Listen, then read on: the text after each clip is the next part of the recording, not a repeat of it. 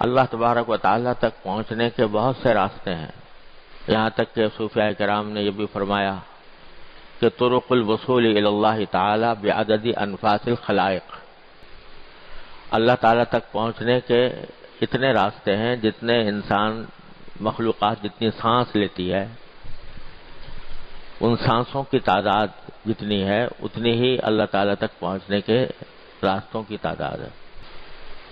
کیا مطلب ہے اس کا وہ اس وقت موضوع نہیں ہے، لیکن بہرحال اللہ تعالیٰ تک پہنچنے کے راستے مختلف ہیں۔ اور آپ نے سنا ہوگا کہ صوفیاء کرام کے ہاں جب کوئی شخص اللہ تبارک و تعالیٰ تک پہنچنے کے لیے اپنی اصلاح کے لیے جاتا تھا تو لمبی لمبی ریاضتیں مجاہدے کرائے جاتے تھے، بڑے لمبے لمبے مجاہدے کرائے جاتے تھے، بڑے واقعات اس کے مشہور ہیں۔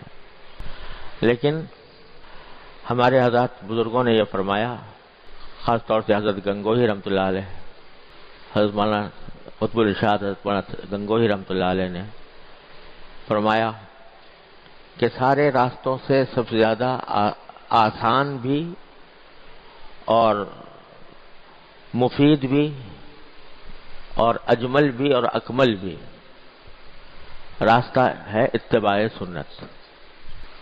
رسول کریم سرورت عالم صلی اللہ علیہ وسلم کی سنت کی اتباع اپنے زندگی کے ہر شعبے میں، صبح سے لے کر شام تک کی جو زندگی ہے اس میں ہر ایک شعبے میں نبی کریم سرورت عالم صلی اللہ علیہ وسلم کی اتباع یہ ایسا طریقہ ہے جو آسان بھی ہے اور سب سے زیادہ مفید بھی ہے۔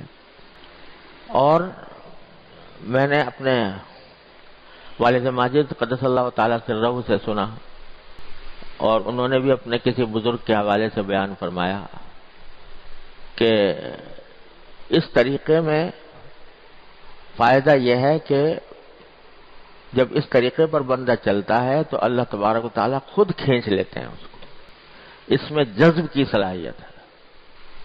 ایک ہوتا ہے سلوک اور ایک ہوتا ہے جذب۔ سلوک یہ ہے کہ آدمی چلتا جائے چلتا جائے چلتا جائے منزل کی طرف راستہ قطع کرتا جائے۔ ایک یہ ہے کہ جس منزل کی طرف جا رہا ہے، اللہ تبارک و تعالیٰ کے پاس پہنچنا چاہتا ہے، تو وہاں سے اس کو خود کھینچ لیا جائے۔ اللہ یجتبی الیہ من یشاء، اللہ تبارک و تعالیٰ اپنی طرف کھینچ لیتے ہیں۔ اس میں جذب کی صفت ہے اتباع سنت میں۔ کیوں؟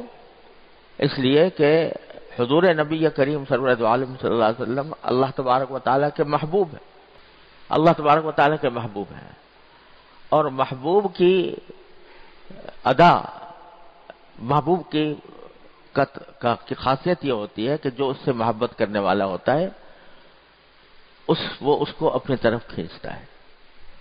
تو اتباع سنت سے محبت پیدا ہوتی ہے۔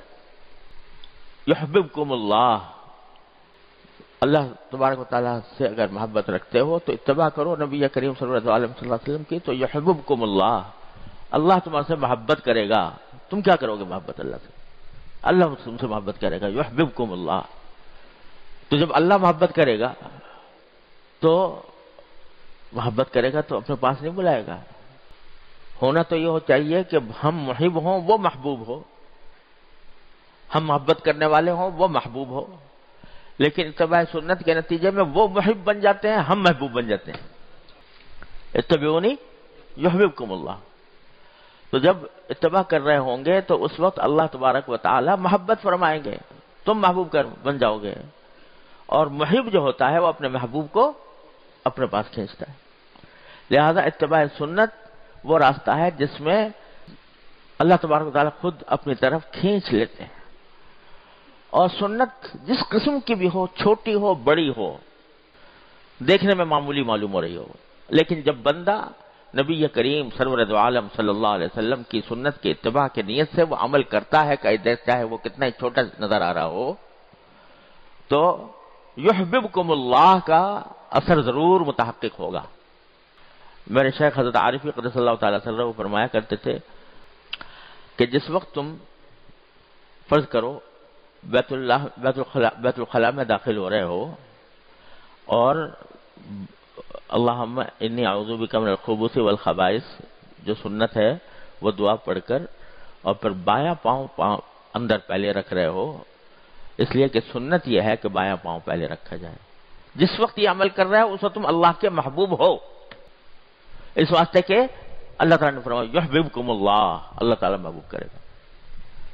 مسجد میں داخل ہوتے وقت جب دایاں پاؤں رکھ کر داخل ہو رہے ہو نبی کریم صلی اللہ علیہ وسلم کی سنت کی اتباع میں، اور اللہم افتح لی ابواب رحمتک کہہ کر داخل ہو رہا ہے، اس وقت تم اللہ کے محبوب ہو. بات ساری کیا ہے کہ تنبہ ہو جائے، غفلت سے تنبہ کی طرف آ جائیں اور جو عمل کریں وہ نبی کریم صلی اللہ علیہ وسلم کی سنت کے اوپر عمل کرنے اتباع کی نیت سے کریں، تو پھر محبوب ہو تم اللہ کے. تو اس لیے اتباع سنت سب سے زیادہ قریب ترین، سہل ترین، مفید ترین راستہ ہے اللہ تبارک و تعالیٰ تک پہنچنے کا.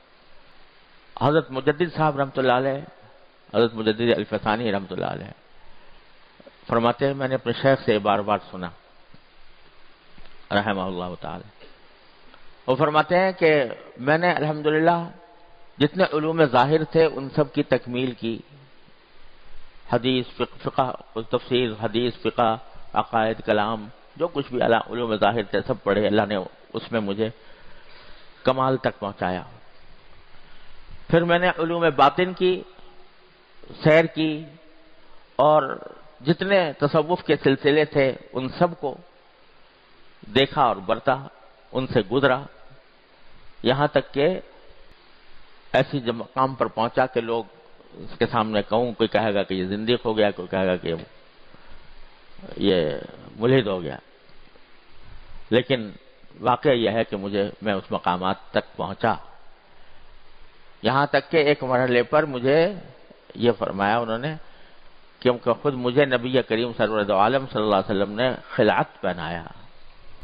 اللہ عالم کس طرح پہنایا ہم کیا سمجھ سکتے ہیں، کیا جان سکتے ہیں. یہ سارے مقامات اور سارے مقامات کی سیر کرنے کے بعد، سب کچھ دیکھنے کے بعد، سب کا تجربہ کرنے کے بعد میں ایک دعا کرتا ہوں، اس دعا پر جو آمین کہے گا انشاءاللہ اس کی بھی مغفرت ہو جائے گی.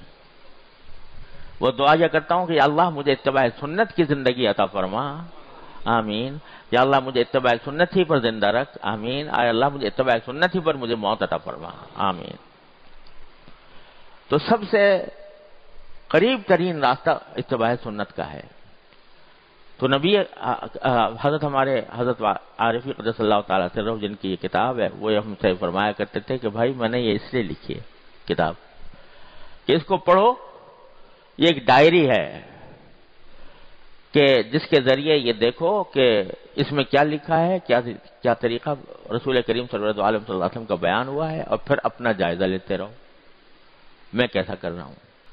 جہاں فرق معلوم ہو تو اس نیت سے کہ میں نبی کریم صلی اللہ علیہ وسلم کی سنت کی اتباع کروں، اس نیت سے پڑھ کر اس کو اپنی زندگی میں